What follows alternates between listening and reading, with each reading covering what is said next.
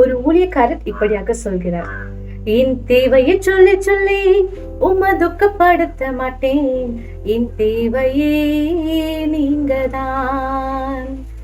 என் எண்ணத்தை சொல்லி சொல்லி நிறைவேற்றவும் சொல்ல மாட்டேன், என் இதயமே நீங்கதான்.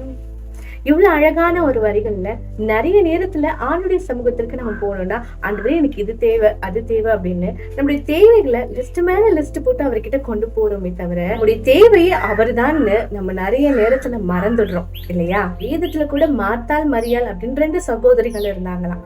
மார்த்தாள் ஆண்டவர் வராரு, அவருக்கு இதை செய்யணும் அதை செய்யணும், இந்த தேவை இருக்கு அந்த தேவை இருக்குன்னு உலக தேவைகளை குறித்தே அவங்க பார்த்துட்டு இருந்தாங்க. ஆனா மரியாள் என்ன பண்ணாங்க, ஆண்டுடைய பாதம் தான் எனக்கு தேவை அப்படின்னு ஆண்டுடைய பாதத்தை தெரிந்து கொண்டாங்க. அதுதான் ஆண்டவர் அழகா சொல்றாரு, மார்த்தாளே நீ அநேக காரியங்களை குறித்து கவலைப்படுற, தேவையானது ஒண்ணுதாமா, மரியாள் தன்னை விட்டு எடுப்படாத நல்ல பங்கை தெரிந்து கொண்டான்னு. இன்னைக்கு நாமும் மார்த்தாளை போல எனக்கு அந்த தேவை இருக்கு இந்த தேவை இருக்குன்னு சொல்லிக்கிட்டே ஆண்டவர் தான் என்னுடைய உண்மையான தேவையே அப்படின்றத மறந்துடுறோம்.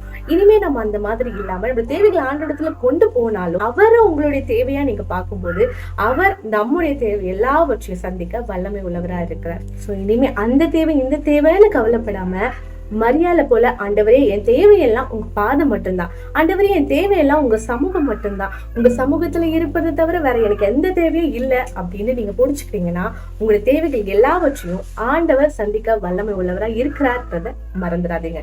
சோ இனிமே நம்முடைய தேவை யாரு? ஆண்டவராக இயேசு கிறிஸ்து மட்டுமே. அவருடைய பாதத்துல அமர்றது மட்டும்தான் நம்முடைய தேவை. சமூகத்துல மனமகிழ்ச்சியா இருக்கிறது மட்டும்தான் நம்முடைய தேவை.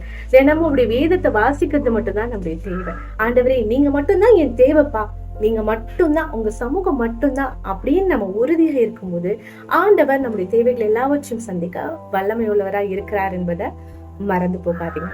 இயேசுவை நம்பினோர் கைவிடப்படார். ஆமென்.